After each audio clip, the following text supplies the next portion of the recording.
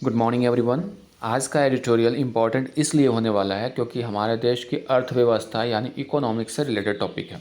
और कहीं भी इकोनॉमिक्स और फाइनेंशियल टॉपिक अगर आपको नज़र आ जाए तो आपको ज़रूर पढ़ना चाहिए, क्योंकि ज़्यादातर जो क्वेश्चंस आते हैं खासकर बैंकिंग में वो फाइनेंशियल या फिर इकोनॉमिक्स से रिलेटेड टॉपिक से आते हैं। इसलिए आपको ये सब जानना ज़रूरी है कि इन्फ्लेशन क्या होता है, इंडस्ट्रियल आउटपुट क्या है, जो बेसिस पॉइंट क्या होते हैं, ये सारी चीज़ों की जानकारी आपको होनी चाहिए, तब आप कोई भी एडिटोरियल समझ पाओगे। तो हम लोग बात करते हैं कि आज के एडिटोरियल में क्या बात होने वाली है। तो ऑन लेटेस्ट मतलब होता है हाल फिलहाल का retail inflation and industrial output के जो डेटा हैं उसके बारे में हम लोग बात करेंगे। अब हम लोग एक एक करके समझते हैं। रिटेल का मतलब होता है खुदरा, और इन्फ्लेशन का मतलब होता है मुद्रास्फीति। अगर इकोनॉमिक्स के टर्म में समझे तो इकोनॉमिक्स के टर्म में समझेंगे तो इसका मुद्रास्फीति, आम बोलचाल की भाषा में इसको महंगाई कहा जाता है।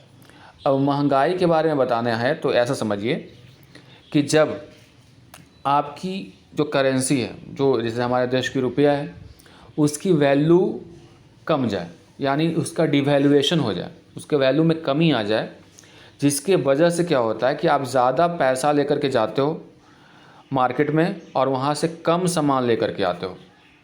तो devaluation of currency is also called inflation and it is one of the factors. ये फैक्टर भी है, कारक भी है।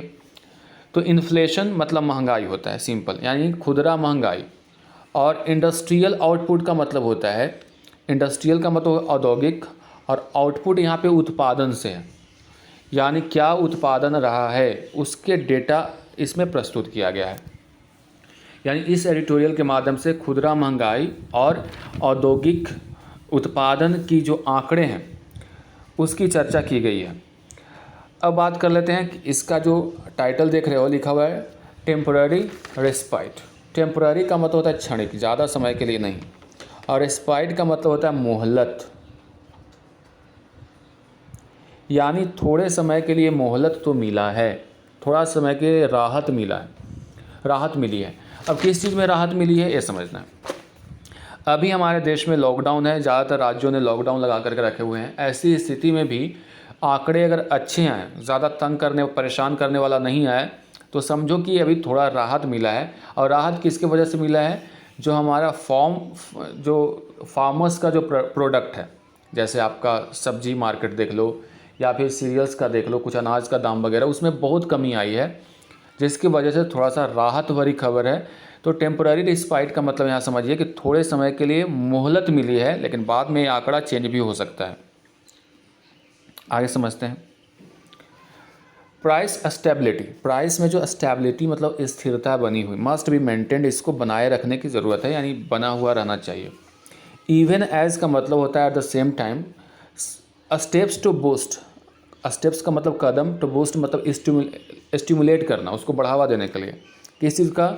डिमांड में जो बढ़ोतरी को थोड़ा सा पुशअप करना, आर टेकन, इसको भी कंसीडर करना चाहिए। यानी कहना चाह रहा है लेखक कि प्राइस में जो स्थिरता है उसको बनाए रखने की ज़रूरत है, यानी बनाए रखना चाहिए।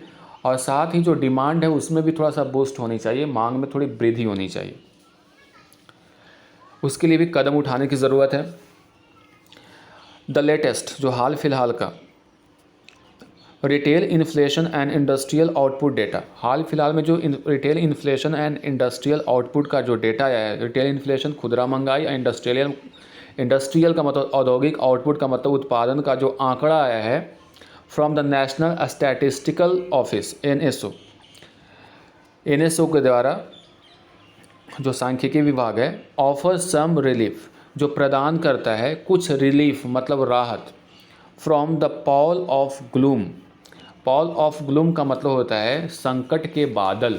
ऐसे सेपरेटली अगर पॉल की बात करें तो जो कफन होता है उसको भी बोलते हैं, जो चादर वगैरह जो चढ़ाते हो दरगाह पे या फिर कहीं या फिर किसी कॉफिन पे, उसको भी पॉल बोला जाता है।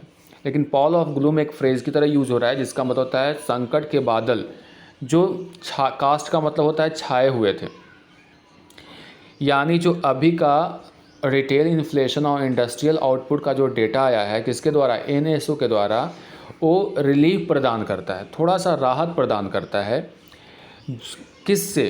From the Paul of gloom मतलब जो संकट के बादल छाए हुए थे, कास्ट का मतलब छाए हुए थे।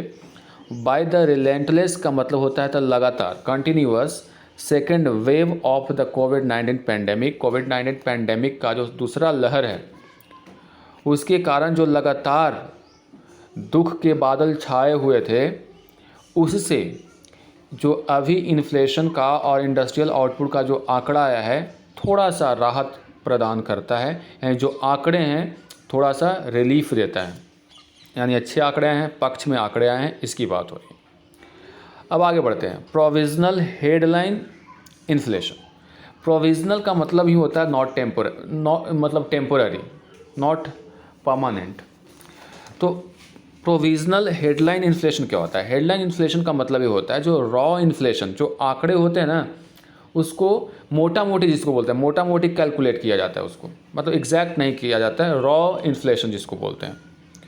तो जो टेम्पोररी इन्फ्लेशन का जो डेटा आया है उसमें बताया गया है, इसका मतलब बस इतना समझो कि टेम्पोररी जो रॉ इन्फ्लेशन है, जो मोटा मोटी आंकड़ा आया है इन्फ्लेशन का, महंगाई, ये स्लो हो गया है to a 3-month low of 4.29% इन अप्रैल। अप्रैल के महीने में जो 3 मंथ से इसको कंपेयर किया जा रहा है, 3 मंथ में आंकड़ा अगर देखें तो सबसे कम रहा अप्रैल के महीने का।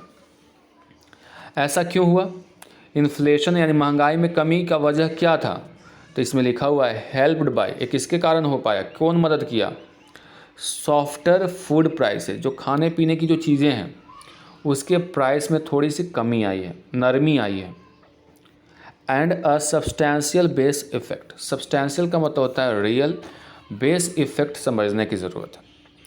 बेस इफ़ेक्ट का मतलब होता है कि किसी खास महीने का कंपेयर उसके लास्ट फाइनेंशियल ईयर के मंथ के साथ किया जाए। जैसे मान लिया अप्रैल का है तो 2020 में अप्रैल में बहुत ज़्यादा पैंडेमिक लॉकडाउन वगैरह की स्थिति थी, इसलिए वहाँ पे जो अगर देखें तो महंगाई काफ़ी ज़्यादा थी। उसके साथ अगर कंपेयर किया जाए इस साल का तो स्थिति अच्छी है, तो उसी को बोलते हैं बेस इफ़ेक्ट। यानी लास्ट ईयर के उस पार्टिकुलर मंथ के साथ अगर आप कंपेयर करके आप देखो अपनी स्थिति को, तो आपको अगर अच्छी लगे तो सब्सटैंशियल बेस इफ़ेक्ट आपको प्राप्त हुआ, सही बेस इफ़ेक्ट मिला, यानी अच्छी स्थिति है आपका लास्ट ईयर के साथ कंपेयर किया जाए तो अगर आपको समझना है तो शॉर्ट में बस इतना समझिएगा कि बेस इफ़ेक्ट का मतलब ये होता है कि लास्ट ईयर के सेम मंथ का जो फाइनेंशियल कंडीशन था उसके कंपेयर में क्या अभी स्थिति है, उससे बात करेंगे। तो अभी जो बेस इफ़ेक्ट भी देखने को मिल रहा है तो अच्छा है। खास कर यहाँ पे बात हो रही है कि फूड प्राइस में कमी की वजह से इस बार थोड़ा सा इन्फ्लेशन पे कंट्रोल रहा, महंगाई पे कंट्रोल रहा, एक कारण ये बताया गया। The rate using an imputed index. Imputed का मतलब होता है आकलित, इंडेक्स का मतलब ये आंकड़ा ही समझिए यहाँ पे। For the year earlier period was 7.22%। पिछले साल के साथ अगर कंपेयर करें तो वहाँ पे था 7.22% महंगाई की दर, लास्ट ईयर की बात कर रहा है। लेकिन अभी कितना हो आ गया अप्रैल में 4.29%। सोच लो इतना अंतर है। अ सेपरेट मतलब पृथक, अलग, NSO का जो डाटा है रिलीज़ किया गया है, जो जारी किया गया है, शोड दर्शाता है, दिखाता है क्या, मार्च इंडस्ट्रियल आउटपुट जम्प्ड बाय 22.4%। मार्च का जो इंडस्ट्रियल आउटपुट था, जो प्रोडक्शन था, वो बढ़ करके कितना हो गया था, 22.4% हो गया था। Benefiting again from the fact. अब इसको फ़ायदा कहाँ से मिला? फ्रॉम द फैक्ट, इस सत्य से कि the index of industrial production, जो आंकड़े थे इंडस्ट्रियल प्रोडक्शन के IIP के, हैड पोस्टेड, क्या उसने जारी किया है, एन 18.7% कॉन्ट्रैक्शन इन मार्च 2020। अब देखिए यहाँ पे कंपेयर किसके साथ हो रहा है, 2020 के मार्च से, उसके तुलना में इतना बढ़ गया है। तो लास्ट ईयर 2020 मार्च मंथ की अगर बात करें तो उस समय क्या स्थिति थी कि जो प्रोडक्शन था, इंडस्ट्रियल प्रोडक्शन था, वो सिकुड़ गया था। कॉन्ट्रैक्टेड का मतलब यहाँ पे है, कॉन्ट्रैक्शन का मतलब यहाँ पे सिकुड़ गया था। कितना परसेंट पे, 18.7% पे, जबकि इस मंथ का अगर मार्च के प्रोडक्शन को देखें तो इट इज़ 22.4%। तो बढ़ गया था, मार्च में स्थिति अच्छी हो गई थी, लास्ट ईयर 18.7% था। When the economy was halted, कब? जब इकोनॉमी, लास्ट ईयर की बात कही जा रही है 2020 की, उसको हॉल्ट कर दिया गया, मतलब रोक दिया गया था, स्थिर हो गया था। किसके कारण? By the start of a nation wide lockdown, पूरे देश में लॉकडाउन लगाने की वजह से जो इकोनॉमी थी, वहाँ जो अर्थव्यवस्था थी 2020 की, पूरी तरह से हॉल्ट हो गई थी, रुक गई थी, जिसके वजह से 2020 के मार्च में इंडस्ट्रियल प्रोडक्शन में सिकुड़न देखा गया, जो कि 18.7% ही रहा था, जबकि इस साल के मार्च मंथ की अगर बात करें तो ये जंप कर गया था और कर गया है कितना? 22.4%। और ये लास्ट ईयर कम क्यों रहा? लॉकडाउन की वजह से। समझ में बात आ रही है? आगे बढ़ते हैं। A closer look at the inflation data, अगर हम लोग बहुत बारीकी से देखें इन्फ्लेशन मतलब महंगाई के डेटा को, आंकड़ा को, रिवील्स, ये रिवील करता है। तो क्या रिवील करता है? A substantial cooling in the prices of cereals. Substantial का मतलब होता है जेन्यून, रियल। कूलिंग का मतलब यहाँ पे समझ लो कमी आई है। किस चीज़ में? नरमी आई है, कमी आई है। किस चीज़ में? Prices of serials. सीरियल्स का मतलब हुआ अनाज। अनाज के दामों में कमी आई है, मिल्क के दामों में आई है, और मिल्क से उत्पादित होने वाले जो इसके प्रोडक्ट्स होते हैं उसमें कमी आई है। Vegetables and pulses and products, जो वेजिटेबल्स हैं, पल्सेज हैं, इसके प्रोडक्ट्स हैं, उसमें भी कमी आई है। वाइल, जबकि both cereals and vegetables saw a deflationary trend widen to -2.96% and -14.2% respectively. जबकि देखें अगर हम लोग सीरियल्स की और वेजिटेबल्स की, तो दोनों में देखा गया डिफ्लेशनरी। डिफ्लेशन का मतलब होता है नीचे की तरफ आना, ट्रेंड मतलब एक तरीका के साथ नीचे आना, जो कि बढ़ करके कितना हो गया था? वाइडन का मतलब बढ़ जाना, -2.96% टू -14.2% रिस्पेक्टिवली। मतलब क्या? क्रमशः। रिस्पेक्टिवली का मतलब क्रमशः, यानी यहाँ पे बात हो रही है सीरियल्स और वेजिटेबल्स की। तो सीरियल्स की में कितनी कमी आई थी? -2.96%। वहीं वेजिटेबल्स में -14.2% की कमी देखी गई थी। बात करें डेयरी प्रोडक्ट्स की, यानी मिल्क वगैरह, which have the second largest weight in the food and beverage category, जिसका स्थान दूसरा है अगर देखा जाए, उसको वेटेज दिया जाए फूड और बेवरेजेज। बेवरेजेज का मतलब होता है जो पीने की जो चीज़ें होती हैं, खाने की चीज़ें फूड हैं, बेवरेजेज का मतलब जो पीने की चीज़ें हैं। तो खाने पीने की चीज़ों में अगर कैटेगरी देखा जाए, उसके कैटेगरी में सेकेंड लार्जेस्ट है, महत्व रखता है dairy product. And dairy product का स्थान सेकेंड लार्जेस्ट स्थान रखता है खाने पीने की चीज़ों में, ये कहा जा रहा है। ऑल्सो ये जो है डेयरी प्रोडक्ट की बात हो रही है, ये जो आ रहा है इसका डायरेक्ट कनेक्शन यहाँ से है। तो जो डेयरी प्रोडक्ट ऑल्सो स्लीड इनटू, स्लीड किसको बोलेंगे? स्लाइड का ही, स्लाइड मतलब नीचे खिसक जाना, स्लाइड का ही V2 है स्लीड इनटू डिफ्लेशन टेरिटरी। टेरिटरी का मतलब क्षेत्र। एट -0.13%, इसमें भी कमी आई है। यानी देखा जाए तो एक तो अनाज के दाम में -2.9% की कमी आ गई, वेजिटेबल्स में -14.2% की कमी आ गई, साथ ही जो डेयरी प्रोडक्ट्स हैं जिसका स्थान हमारा खाने पीने की चीज़ों में दूसरा है, वो भी घट करके कितना हो गया? -0.13%, इसमें कमी आई, ऐसा समझिए, घट करके इतना नहीं हो गया। अब देखिए, तो ये सारे जो कारण बतलाए जा रहे हैं कि हमारा इन्फ्लेशन कंट्रोल रहा, यानी इन्फ्लेशन में, यानी महंगाई में कम वृद्धि नहीं हुई। इसके पीछे का जो वजह है कि जो वेजिटेबल्स हैं, सीरियल्स हैं, डेयरी प्रोडक्ट्स हैं, जो खाने पीने की चीज़ें हैं, इनके दामों में लगातार कमी देखी गई, जिसके वजह से हमारा इन्फ्लेशन कंट्रोल्ड रहा, ये कहना चाह रहा है लेखक। आगे बढ़ते हैं। यहाँ से देखिए, and price gains in pulses which had been bothering monetary policy makers by having been stubbornly stuck in the double digits over an 18-month stretch। देखिए, प्राइस गेंस इन पल्सेस, अब पास्ट की बात कही जा रही है।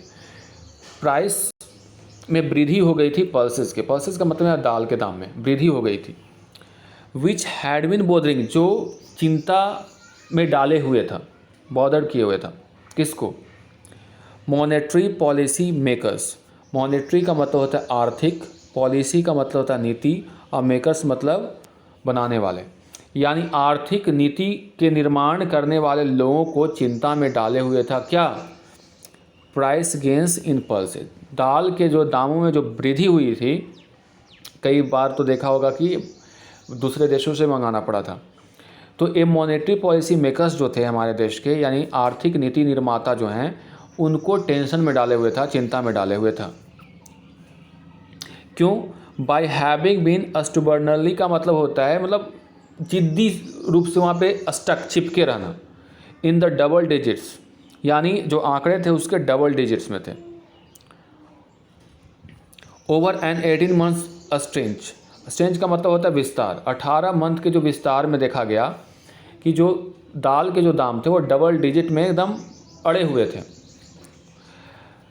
वो भी अब क्या हो गया? डी एक्सेलरेटेड का मतलब होता है कमना, एक्सेलरेटेड का मतलब बढ़ना, तो डी डेसलरेटेड इनटू सिंगल डिजिट, अब ये सिंगल डिजिट में आ गया। और एक कहाँ पहुँच गया? 20 मंथ का सबसे निचले स्तर पे पहुँच गया है, डेट इज 7.51%, यानी दाल के भी दामों में कमी आई है, एक कहना चाह रहा। The combined impact slowed inflation. Combined impact का मतलब किसकी बात हो रही है? जो सारी चीज़ों के जो दामों में कमी आई उसको कंबाइंड रूप से देखें, वेजिटेबल्स में, सीरियल्स में, पल्सेस में, डेयरी प्रोडक्ट्स में, इनके दामों में जो कमी आई है उसको कंबाइंड रूप से उसका अगर इम्पैक्ट देखें, असर देखें, तो इसने इन्फ्लेशन को थोड़ा सा स्लो कर दिया। Across the food and beverages group by more than 250 basis points to 2.66%। ये इन्फ्लेशन जो है जो फूड और बेवरेजेस में के ग्रुप में अगर देखें तो इसने कमी कर दिया है, स्लो कर दिया है। कितना आंकड़ा दिया हुआ है? 250 बेसिस पॉइंट। देखिए, इन आंकड़ों का अध्ययन करने का जो पैमाना होता है वो बेसिस पॉइंट होता है, और एक बेसिस पॉइंट जो होता है वो 100वां भाग होता है, यानी किसी भी परसेंट, 1% बोले तो उसका 100वां भाग समझ जाइए। तो 100वां भाग यानी इसका एक बेसिस पॉइंट बोलेगा तो समझ जाओ कि 0.01% हो जाएगा। मान लिया कोई पूछेगा कि 50 का बेसिस पॉइंट है, क्या है? तो 50 का 100 का भाग कर लो, यानी 0.50% हो जाएगा। यानी एक बेसिस पॉइंट में अगर परसेंट में जब करना है तो 100 से उसको भागा दे दो। मान लिया कि वो बोलेगा 60, मान लिया 60 है, और 60 का अगर बेसिस पॉइंट में आपको आंकड़ा देना होगा तो कितना परसेंट होगा? तो 100 से कर लो, यानी 0.60% हो जाएगा। 250 बेसिस पॉइंट बोला जा रहा है तो इसको 100 से डिवाइड करो तो कितना हो जाएगा? 2.50%। यानी कहना ये चाह रहा है कि जो पहले था group by more than 250 basis points, इसमें कमी आई है 266 पॉइंट। यानी पहले अगर देखें तो इसका परसेंटेज क्या था? 266 पॉइंट। अब अगर इसका परसेंटेज निकालें 250 का तो 2.50%, तो कमी आई है ना। पहले जहाँ 26.66% था वहीं अब 2.50% है। तो बेसिस पॉइंट को अगर परसेंट में बदलना है तो 100 से भागा दे करके हम लोग देख लेंगे। अगर इसका देखना होगा कि कितना, 266 बेसिस पॉइंट हो जाएगा, यानी 2.66% है। अगर इसको बेसिस पॉइंट में लिखना होगा तो पॉइंट हटाओ तो हो जाएगा 266 बेसिस पॉइंट। अब परसेंटेज में होगा तो 100 से भागा दे देंगे। बात समझ में आ गई होगी। स्टील अभी भी बात कर रहा है, the same consumer price index data also point to percentage price presumes that could potentially fan faster inflation in the coming months।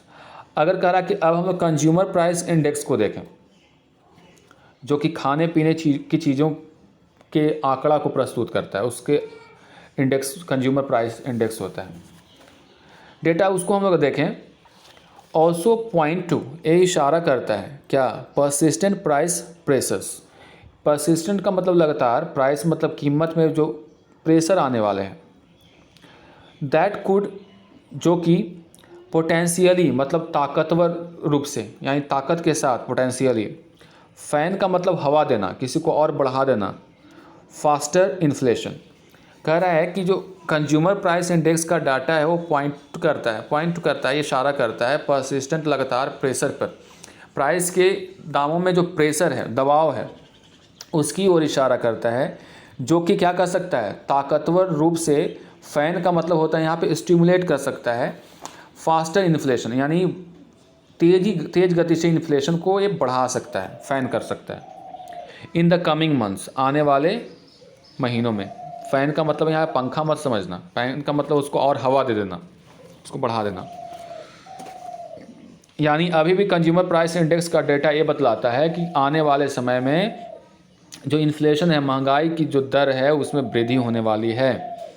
Specially खासकर at a time when the socio-economic burden of the crippling pandemic and the impact of the lockdown that several states are restoring to is yet to be fully grasped। कहा है specially खास करके उस समय में जब the socio economic burden, socio economic का मतलब होता है एक सोशल और इकोनॉमिक का जो मिला जुला जो बर्डन है, भार है, ऑफ किसके वजह से, of the crippling pandemic. Crippling मतलब उसको एकदम सिकुड़ा दिया, पैंडेमिक की वजह से जो आएगा। द इम्पैक्ट ऑफ लॉकडाउन, जो लॉकडाउन के इम्पैक्ट जो असर है, and the several states are restoring to, जिसको कई राज्य, रेस्टोर टू का मतलब लाभ ले रहे हैं, उसका सहारा ले रहे हैं, ये कहिए। Is yet to be guessed का मतलब होता है अभी भी उसका आकलन करना बाकी है। फिर से समझते हैं इसको। एक तो बात कही गई कि कंज्यूमर प्राइस इंडेक्स के डाटा का अगर पॉइंट आउट करता है, किस चीज़ की ओर इशारा करता है कि जो आने वाले मंथ्स हैं उसमें महंगाई में वृद्धि होगी, ठीक है। और ऐसा इसलिए कहा जा रहा है कि जो लगातार सोशियो इकोनॉमिक बर्डन बढ़ता जा रहा है, जिसके वजह से पैंडेमिक की वजह से जो लॉकडाउन लगाए गए हैं, जो इसका असर होगा, लॉकडाउन का जो असर होगा, जो कि कई राज्य जिसका सहारा ले रहे हैं, किसका सहारा ले रहे हैं, लॉकडाउन का जो सहारा ले रहे हैं, उसका जो प्रभाव होगा वो अभी भी आकलन करना बाकी है। गेज का मतलब उसका इवेलुएट करना, उसको देखना, समझना, उसका आकलन करना भी बाकी है। यानी जो अभी आप लॉकडाउन लगाए हो उसके बाद क्या असर इसका आएगा, वो अभी आकलन से परे है, उसको आकलन करना अभी भी बाकी है।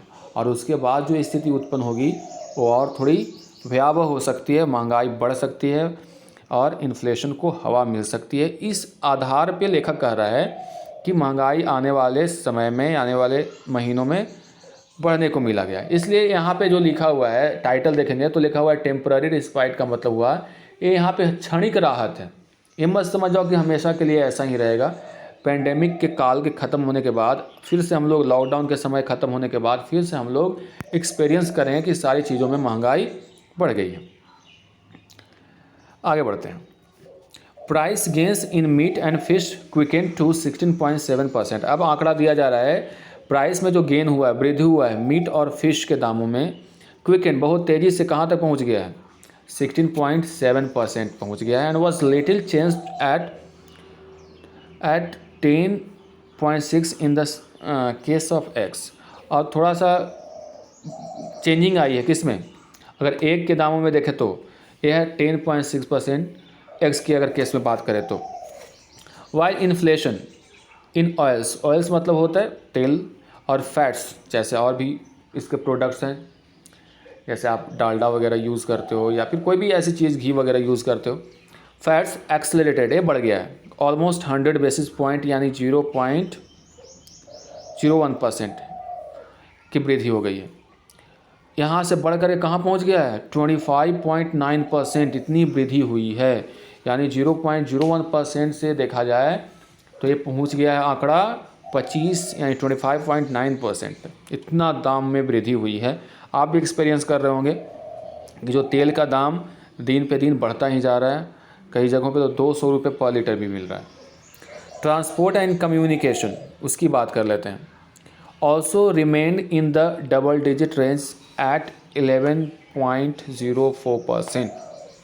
अगर ट्रांसपोर्ट, यातायात और कम्युनिकेशन का मतलब संचार के साधनों पे अगर विचार करें तो इसका भी रेंज 11.04% है, डबल डिजिट में है। डिस्पाइट के बावजूद, किसके बावजूद, बेनिफिटिंग मतलब फ़ायदा उठाना, from the virtual freeze in the pumps prices of petrol products that coincided with the last month's assembly election. हालांकि इसका फ़ायदा, ट्रांसपोर्ट क्या है, ट्रांसपोर्टिंग या कम्युनिकेशन के लिए ज़रूरी है कि आपका जो देश का जो पेट्रोलियम प्रोडक्ट्स हैं उसके दाम में कमी हो। अगर दाम में वृद्धि हो तब ये ट्रांसपोर्ट को प्रभावित करता है। तो उसी की बात यहाँ पे कही जा रही है कि ट्रांसपोर्ट और कम्युनिकेशन को आंकड़ा को भी अगर देखें तो ये डबल डिजिट में रह गया 11.04%। इसके बावजूद कि इसको फ़ायदा मिला, किस चीज़ का फ़ायदा मिला, वर्चुअल फ्रीज, यानी लगातार जो फ्रीज रहा, फ्रीज मतलब एक ही पे जमे रहना, यानी प्राइस जो है फ्रीज हो गया, मतलब जहाँ है वहीं रह गया, यानी बदलाव उसमें नहीं हो रहा था। इन the pumps prices of petroleum product, यानी जो पेट्रोलियम के प्रोडक्ट हैं जहाँ पे पंप है, जहाँ पे आप खरीदने जाते हो, उसके प्राइसेस में बदलाव नहीं हुए, फ्रीज हो गया, एकदम रुक गया। दैट कोइंसिडेड मतलब का मतलब इसका मतलब होता है समझ लो कि एक तरह से इसका मतलब संयोगवश, कोइंसिडेड का मतलब क्या हुआ, संयोगवश, with the last month's assembly election, पिछले मंथ जो असेंबली इलेक्शंस थे उस समय देखने को मिला कि टोटल जब तक वो चलता रहा असेंबली का इलेक्शन, तब तक जो पेट्रोलियम प्रोडक्ट्स हैं उसके जो दामों में उतार चढ़ाव नहीं देखा गया, वो बिल्कुल एक आंकड़े पे पूरी तरह से फ्रीज था। वर्चुअल फ्रीज का मतलब पूरी तरह से वो फ्रीज था। इसके बावजूद भी ट्रांसपोर्ट और कम्युनिकेशन के अगर आंकड़े को देखें तो ये डबल डिजिट में रह गया। ये सोचने वाली बात है, यानी दामों में कोई उतार चढ़ाव नहीं हुआ असेंबली इलेक्शन के समय में। संयोगवश ऐसा कहा जा सकता है कि असेंबली का इलेक्शन चल रहा था। Now with global crude oil starting to firm again, अब देखिए ग्लोबल क्रूड ऑयल जो अगर हम वैश्विक स्तर पे कच्चे तेलों की बात करें तो वो फिर से फर्म होने लगा है, यानी दृढ़ होने लगा है, यानी उसमें वृद्धि देखी जा रही है। And local petrol diesel prices resuming their upward trajectory, और जो लोकल पेट्रोल और डीजल के प्राइसेस हैं उसमें देखने को फिर से क्या मिल रहा है, अपवर्ड मतलब ऊपर की ओर, एक ट्रैजेक्टरी का मतलब होता है पाथ, यानी ऊपर की ओर चला जा रहा है, फिर से रिज्यूम कर रहा है, फिर से वही जगह पे आ जा रहा है। The prospect of haulage cost, the prospect का मतलब यहाँ पे संभावना, ऑफ किस चीज़ का, हॉलेज कॉस्ट का।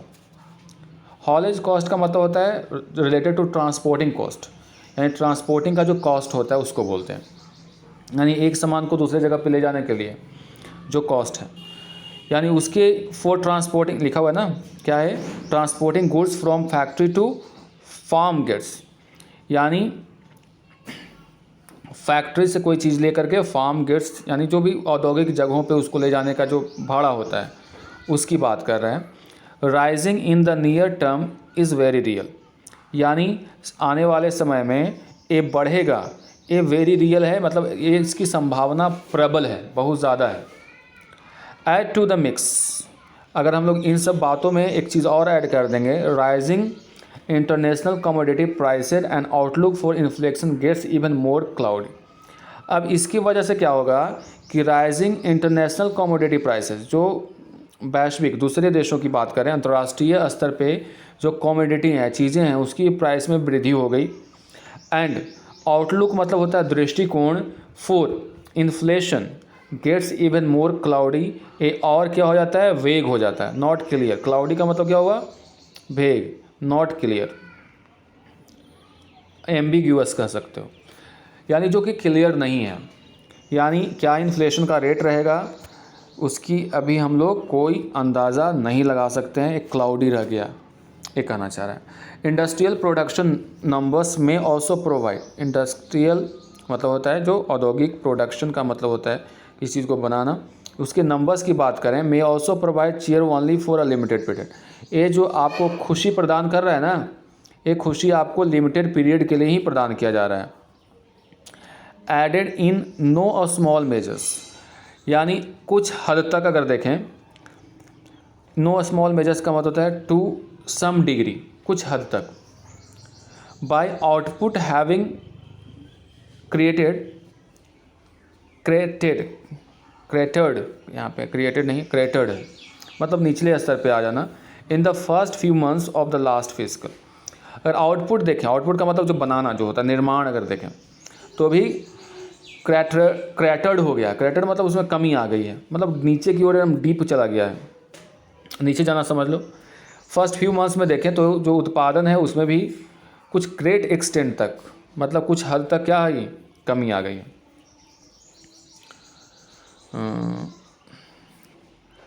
फिजिकल का मतलब जो होता है, फिजिकल ईयर होता है, मतलब उस साल का जो वित्तीय वर्ष जिसको बोलते हैं, तो फिजिकल का मतलब वित्तीय समझिए। तो लास्ट वित्तीय वर्ष की बात कर रहा है। IHS मार्केट जो होता है वो पूरे वर्ल्ड का इकोनॉमी जितना भी है उसका आंकड़ा प्रस्तुत करता है। PMI surveys for April showed new orders and outputs having slowed to 8 months low। अगर हम लोग IHS मार्केट्स के अगर PMI के सर्वे को देखें तो अप्रैल महीने में ये दर्शाता है, दिखाता है, शो करता है कि जो न्यू ऑर्डर्स हैं, नए जो मांग हैं, एंड आउटपुट मतलब उत्पादन है, हैविंग स्लोड टू 8 मंथ लोज, 8 महीने के सबसे निचले स्तर पे पहुंच गए हैं। यानी मांग और उसका जो निर्माण दोनों ही निचले स्तर पे पहुंच गया 8 महीने के आंकड़े के साथ अगर कंपेयर करें तो। And with the pandemic triggered factory, जो पैंडेमिक से प्रभावित फैक्ट्रीज हैं, पैंडेमिक ट्रिगर्ड फैक्ट्री शटडाउन्स, यानी जो पैंडेमिक से प्रभावित होकर के जो फैक्ट्री में शटडाउन्स हुए हैं, बंद हुआ है, क्लोज़र हुआ है। थ्रेटनिंग सप्लाई, जो सप्लाई को क्या कर रहा है, प्रभावित कर रहा है। थ्रेटन का मतलब यहाँ पे ऐसे धमकी देना होता है, लेकिन उसको भी क्या कर रहा है, रिस्क में डाल दे रहा है। डिसरप्शन, यानी सप्लाई में डिसरप्शन पैदा कर रहा है, यानी क्या पैदा कर रहा है, बाधा पैदा कर रहा है लॉकडाउन की वजह से। इंडस्ट्रियल प्रोडक्शन, जो इंडस्ट्रियल प्रोडक्शन की बात करें, एंड इन्फ्लेशन फेस चैलेंज, जो इंडस्ट्रियल प्रोडक्शन है, जो औद्योगिक जो निर्माण है, उत्पादन है, और जो इन्फ्लेशन है, महंगाई है, दोनों ही चैलेंज फेस कर रहा है, चैलेंज का सामना कर रहा है। अब कह रहा है पॉलिसी मेकर्स, जो पॉलिसी बनाने वाले हैं, नीति निर्माता जिसको बोलते हैं, मस्ट स्टे विजिलेंट। विजिलेंट का मतलब होता है अलर्ट, यानी उनको अलर्ट रहने की ज़रूरत है। टू इंश्योर, ये सुनिश्चित करने के लिए, इंश्योर मतलब सुनिश्चित करना, प्राइस स्टेबिलिटी, प्राइस में जो स्थिरता है, इवन एज मेजर्स, एक तरह का मेजर है। मेजर का मतलब क्या है, तरीका है, तरीका कह सकते हो या फिर कदम हो सकते हैं। टू बोल्स्टर, बोल्स्टर का मतलब सहारा देना, किस चीज़ को, डिमांड को। आदर नीड ऑफ द आवर, इस समय की मांग है। यानी लेखक ये कहना चाह रहा है कि पॉलिसी मेकर्स को विजिलेंट यानी अलर्ट रहने की ज़रूरत है, ये इंश्योर करने के लिए, सुनिश्चित करने के लिए कि जो प्राइस में जो स्टेबिलिटी है, स्थिरता है, वो बनी रहे। इवन एज, साथ ही साथ जो मेजर्स, कदम उठाने की ज़रूरत है, क्या करने के लिए, बोल्स्टर मतलब सपोर्ट करना, किस चीज़ को सपोर्ट करना, सहारा देना, जो डिमांड है, मांग है, उसको सहारा देने के लिए ये अभी समय की मांग है। यानी इस एडिटोरियल में हम लोगों ने ये पढ़ा कि जो अभी आंकड़े आए हैं थोड़ा सा रिलीफ प्रदान किया कर रहा है, क्योंकि लेकिन एक कहा जा रहा है कि टेम्पोररी रिस्पाइट है, थोड़े समय के लिए ही आपको यानी राहत मिलेगा, लेकिन बाद में जो स्थिति आने वाली है पैंडेमिक के बाद, यानी जब लॉकडाउन ख़त्म होगा तो उसके बाद जो स्थिति पैदा होगी, तो महंगाई यानी इन्फ्लेशन के जो रेट में है वो वृद्धि देखी जाएगी, और ऐसा अनुमान है कि एक काफ़ी वृद्धि देखी जाएगी। तो बी प्रिपेयर्ड फॉर दैट